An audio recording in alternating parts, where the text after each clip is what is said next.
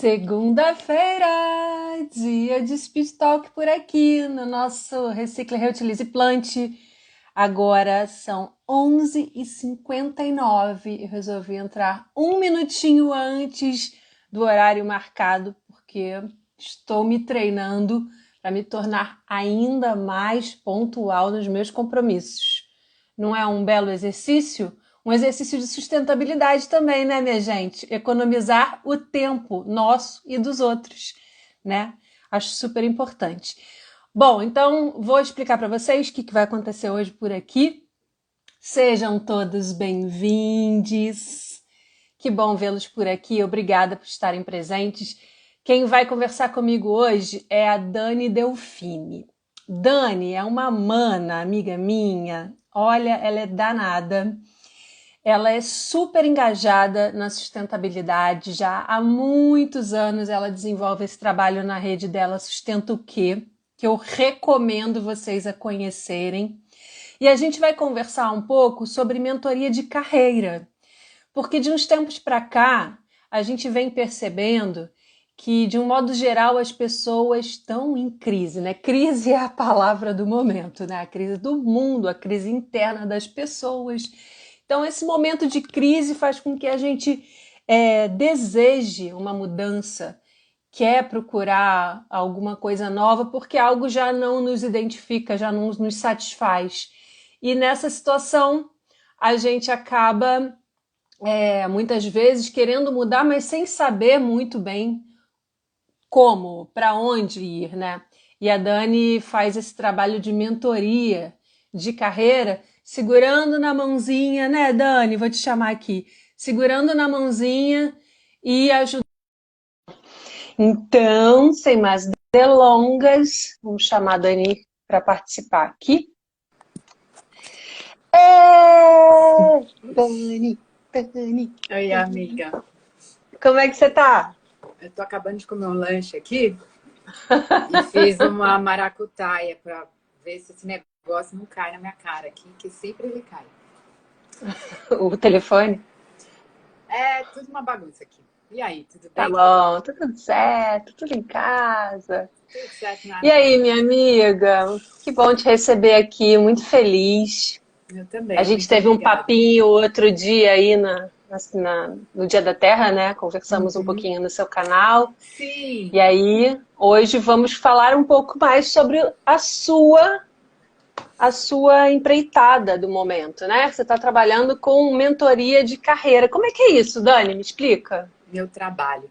Eu atuei em organizações com desenvolvimento de pessoas durante 10 anos. Foram os 10 últimos anos que eu tive. Era uma instituição financeira grande e que tem um alinhamento com sustentabilidade.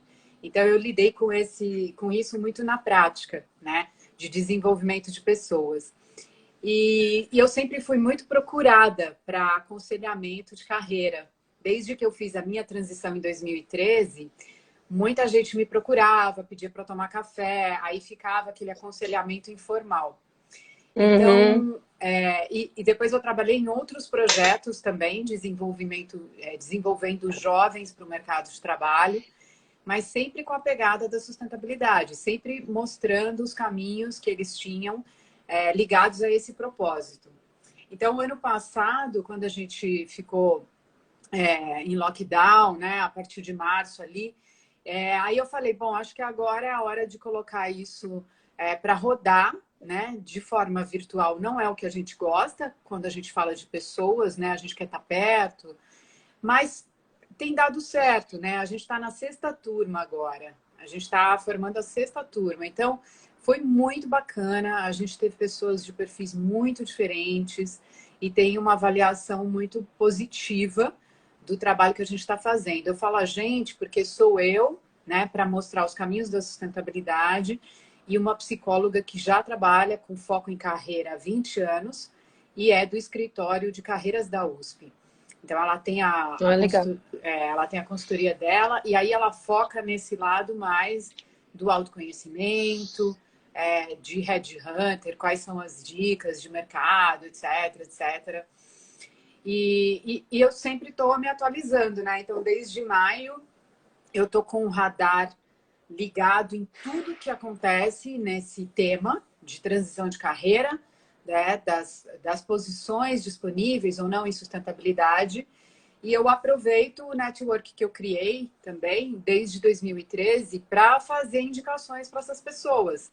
Então, muitas vezes, a gente recebe vagas que não estão públicas. E a gente faz isso entre o nosso grupo, né? Esse grupo que foi fazendo a mentoria, ele também se organizou num WhatsApp, num grupo de WhatsApp, e eles trocam muitas figurinhas ali, né? Eles trocam oportunidades, eventos, cursos, feedbacks de formações que eles fizeram, e eles vão se retroalimentando ali também.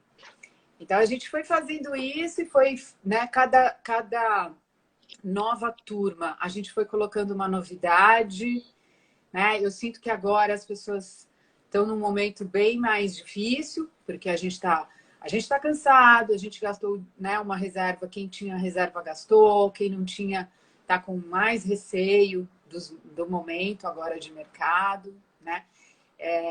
Então, a gente continua com esse trabalho, mas a gente agora também está oferecendo bolsa. Então, na medida que Legal. a gente conseguindo formar a turma com 10 participantes, a gente consegue oferecer 2 bolsas para a gente realmente trazer um pouco mais de diversidade para esse grupo, né? E aí essas bolsas têm não só essa finalidade, mas como é que fala? Assim, essa obrigação não, mas esse critério, né? O critério da bolsa é que seja algum grupo minorizado na representatividade, entendeu? Mas a gente é sempre um grande esforço esse empreendimento autônomo, você sabe, né, amiga? Sei. Então eu agradeço muito o apoio de todo mundo que tem me apoiado ao longo desses anos já, eu acho. E é Tamo isso. junto.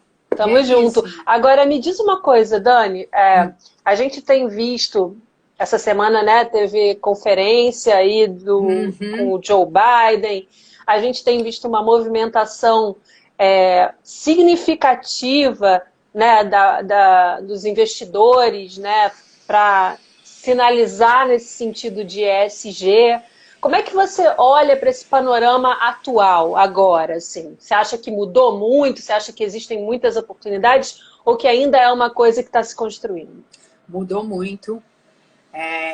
E eu tenho, modéstia à parte, amiga, eu tenho um network de um nível muito elevado, assim, de pessoas que são muito éticas nesse meio, e a gente tem muito greenwashing misturado. Então, sim, mudou muito. Os fundos de investimento estão, assim, correndo atrás de pessoas que tenham essa formação mais técnica, porque lá, nessa indústria, é realmente um perfil mais técnico e você tem que traduzir os conceitos que a gente fala aqui o tempo todo de sustentabilidade para indicadores, para números, que possam ser aplicados em análises. E aí você vai pegar e vai falar, bom, essa empresa pode entrar e ela tem isso de ESG, que é o linguajar ali desse meio, né? Mas que para a gente, em termos gerais, é sustentabilidade, né?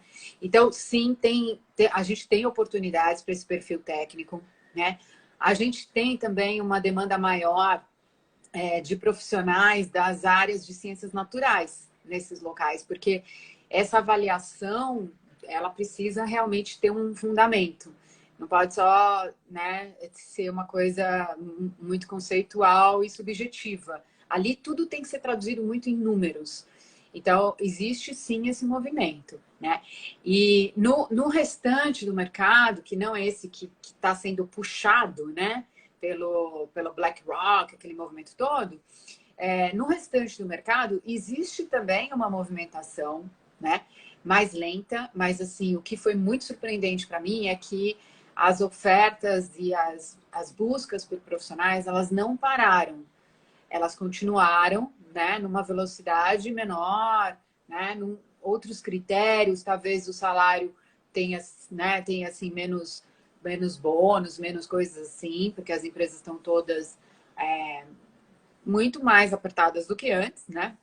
E algumas, né, aquelas que a gente talvez analisaria e gostaria de entrar, são as empresas que também se engajaram em movimentos para, né, ajudar aí na pandemia. Então, assim, movimentos, né, de benefício social, de segurar os funcionários e não demitir. Então, existe também um investimento nisso e aí reduz um pouco essas ofertas de vagas para sustentabilidade. Agora, quem realmente entende o que é sustentabilidade, chegou o momento de que agora que eu não largo mais isso aqui, entendeu? Isso aqui faz parte da minha estratégia. Essas são as empresas sérias que a gente deve realmente olhar. E tá rolando. Uhum. Assim, tem busca por profissionais, entendeu? Eu não sei se você compartilha dessa impressão que eu venho percebendo, mas eu sinto que existe um grande despreparo em relação a esse tema de um modo geral, inclusive dentro do universo das empresas mesmo, né? Você não acha que... eu percebo que ainda tem muito erro. falta, né, ainda falta muita alfabetização nesse sentido, né? Eu acho que tem algumas perspectivas para olhar isso. Porque, assim, tem muito erro? Tem, né? Em empresas, por exemplo, que as pessoas foram formadas na própria empresa com relação aos temas de sustentabilidade. A minha escola foi essa, foi na prática. Só que a organização que eu participei, eu tive sorte porque ela foi muito séria nisso. E o case virou case em Harvard a ser estudado. Então, ela foi séria naquilo. Agora, hoje, a gente vê muita gente que foi promovida, por exemplo, quando a pessoa foi promovida do marketing, eu sempre fico muito receosa, sabe? E aí, a maioria dos erros que eu vejo são pessoas que vieram, assim, com essa, né, promoção de áreas que não são afins, mas que eu acho que, em geral, as empresas estão correndo atrás disso, as pessoas estão se capacitando mais. E a outra perspectiva que eu vejo é que a nossa visão de sustentabilidade, ela é uma visão de ecologia profunda, né? Então, isso tem um conflito grande com a visão empresarial, né? A gente não consegue levar essa visão da ecologia profunda para dentro de uma organização, porque ali vai entrar em conflito com todo o meio que a empresa se constituiu, que é o meio do capitalismo, desse sistema, que a gente critica aqui nos nossos perfis, né? Então, tem que ter um meio termo, tem que ter essa ponte, né? E aí você tem um universo muito diversificado. Não dá pra gente virar e falar, é tudo assim, é tudo ruim, é tudo bom. Tem pessoas boas que estão lutando lá sozinhas. Você tá dentro de uma organização, eu tenho contato também com o pessoal que é de governança, né? De comitês e tal. Você tá ali nesse meio, tentando fazer qualquer mudança, você tem que ser muito político, muito. Porque se você quer estar ali e fazer uma mudança que vai impactar uma empresa de um faturamento de milhões, de milhares de funcionários, sabe? Uma empresa que chega na casa de sei lá, 1/10, 1/3 da população do Brasil, você tem que saber fazer essa ponte, né? Não é algo para você virar e falar, ou é do jeito que eu estou falando, ou eu vou embora. Não é assim. São anos de negociação, sabe? Às vezes o próprio conceito de sustentabilidade passa por isso, a sustentabilidade também desses acordos, né? Exato. De como é que você vai costurar eles internamente, externamente, para que a coisa aconteça, porque o que interessa é que exista um movimento, pelo menos, que mude a direção, né? Então, e aí você tem ali nessas empresas maiores, né? Olhando para essas maiores, você tem pessoas de outra geração ainda, entendeu? E você não pode simplesmente falar assim, tira esse membro do comitê, esse herdeiro, tá? Não tem como, entendeu? Então, existe essa negociação que é muito árdua para quem está lá dentro, porque essas pessoas também vivem esses conflitos de saber que aquilo não era um movimento e tal. Mas, ao mesmo tempo, o fato dela estar ali já é um incentivo muito grande, né? É uma influência importante. Então, esse desafio para quem quer ir para organizações. Agora, a gente também tem um movimento gigantesco do empreendedorismo, né? Seja por necessidade ou por convicção, né? Agora, duas coisas, assim, nosso tempo já está no final, é rapidinho mesmo, mas, assim, duas coisas que eu acho que a gente precisava pontuar aqui que eu acho que são relevantes. É o fato da gente ter sempre um departamento de sustentabilidade que acaba virando um apêndice mal comunicado dentro do corpo do todo da empresa. Uhum. E o outro ponto que eu queria colocar é... Esqueci. Então você vai respondendo enquanto eu penso no que quero. Então, esse apêndice também é algo que vem mudando muito ao longo dos anos, né? Por exemplo, quando eu comecei, né, na organização que eu estava, eles criaram a área de sustentabilidade e colocaram um prazo para que ela fosse extinta dali 2 anos. Então, a ideia era que realmente cada um pensasse em sustentabilidade no seu local de atuação, ali na sua posição, e a organização toda tinha que pensar assim, e a área, ela seria assim, organizar indicadores, fazer reportes, né, ir para os eventos, representar a organização e tal. E as empresas mais antigas nisso são assim, elas têm uma área sim, porque precisa ter alguém que organize todas as informações, faça um relatório, converse com os investidores, etc. Mas a organização toda, ela tem um planejamento. E a estratégia da organização, ela tem sustentabilidade em toda essa estratégia. Isso são as que a gente avalia, a gente consegue avaliar isso por diversos aspectos, não só pelos relatórios, mas pelos posicionamentos, pelos movimentos que essas organizações participam, pelas ações, né? Então, tem organizações que já estão nesse nível de maturidade. Aí você tem outras que estão no nível médio. Ainda tem o departamento e o resto da organização só obedece. E você tem as iniciantes que ainda nem departamento tem. Tem muitas, entendeu? Tem muitas que nem departamento tem. Tá tentando... Ou seja, tem um campo fértil aí para se trabalhar, né, Dani? Agora, lembrei, o que eu ia te perguntar se já existe também, começa a aparecer cada vez mais o entendimento de que sustentabilidade não é um gasto, e sim um investimento. E que é uma coisa que pode retornar em lucro também. As pessoas já estão entendendo uma coisa com a outra? Já estão juntando esses pontos?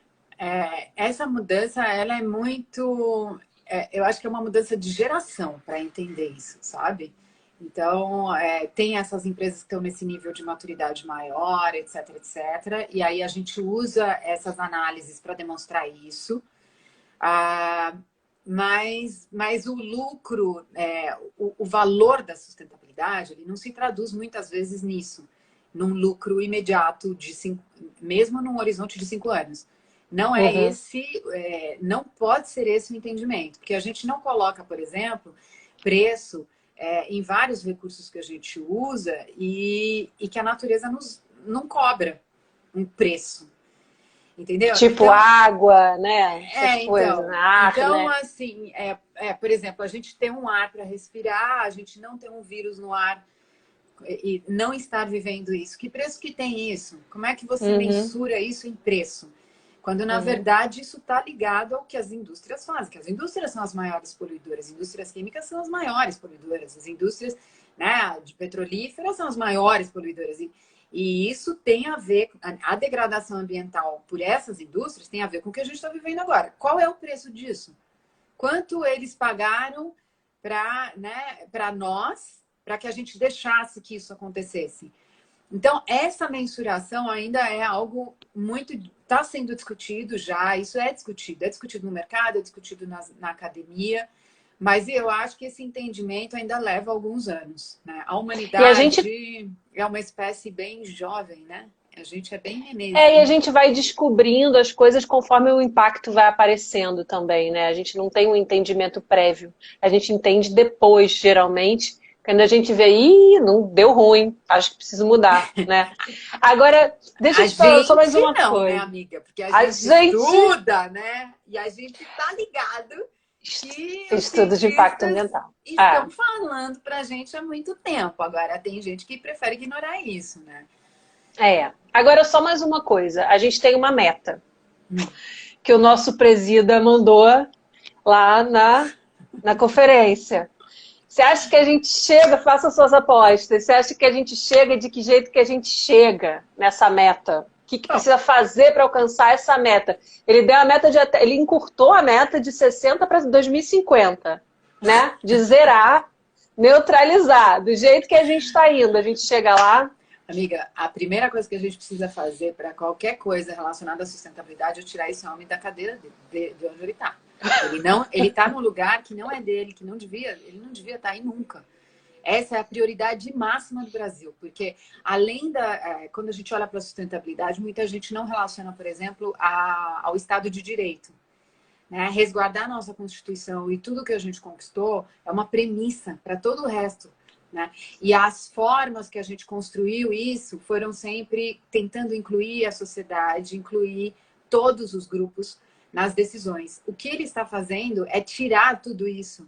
Então, quando você olha para os órgãos ambientais, todos foram retiradas as comissões que aceitavam o público, as ONGs, todo mundo.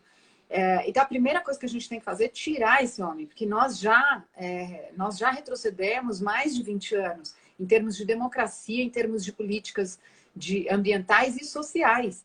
Então, a prioridade máxima é que essa CPI consiga realmente evoluir para o impeachment.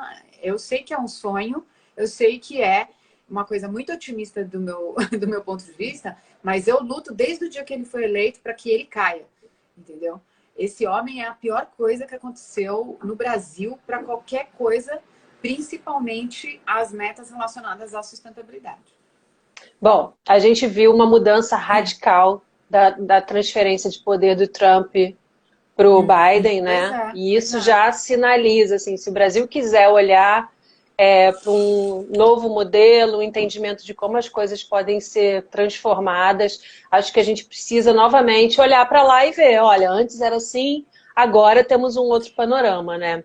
Então, que se mude as consciências para além das cadeiras, que eu acho que é a coisa mais importante, né? A gente fazer com que as pessoas entendam, porque esse cara é um reflexo de toda uma forma de pensar de uma geração também, né? Enfim, sim, é tudo um reflexo. Ele tem uma representatividade, mas não tanto quanto eu acho que o restante, né? 30% tem os outros 70%. Então, assim, dentro desses 70 que não elegeu ele, tem gente que precisa se posicionar urgentemente, porque através desse posicionamento, mesmo isolados, mesmo fazendo tudo pela internet, a gente conseguiu barrar algumas coisas, né? Algumas. Então, é importante demais esse posicionamento, porque as próprias indústrias, né, as empresas estão se posicionando fortemente nisso. Agora, o que falta nessas empresas é deixar de tá se posicionando publicamente e tal, mas precisa tirar o dinheiro, tirar o pé, né? Tirar as coisas para que ele sinta realmente que ele está sozinho, porque ele retrocede quando isso acontece, entendeu? Sim, exatamente, exatamente. Bom, minha amiga, rapidamente a gente pincelou tudo aqui, mas se vocês têm mais interesse, se aprofundar no tema das carreiras e sustentabilidade, está cheio de oportunidades. Cada vez mais oportunidades, né, Dani, aparecendo, porque é esse o rumo que a humanidade está pegando daqui para frente. Temos metas, né? 2000, como é que foi o Macron, né? Que falou que 2050 é o novo 2030, né? Então a nova meta, vamos torcer para que a gente chegue lá. Estamos remando juntas nesse barco, nessa direção. Então, quem quiser remar junto com a gente, procura a Dani para fazer a mentoria de carreira com ela, que vocês estão, em ótimas mãos. Então, sim. Obrigada, querida. Sua linda. Um beijo enorme para você. Obrigada pelo papo. Obrigada. Tchau, tchau. Gente, e se vocês também querem aparecer por aqui no Speed Talks, falando sobre sua trajetória, o que você está fazendo da vida, está fazendo um negócio muito maneiro, muito diferente, tem um formulário no nosso link na bio que você pode preencher para a gente ficar sabendo direitinho e te convidar para vir aqui. Muito bem. Disso, gente. É porque você é VIP, né, gata? Isso. Bom almoço. Beijo, amiga. Boa semana a todos. Tchau, tchau, gente. Cadê? Caiu. Agora sim. Beijo.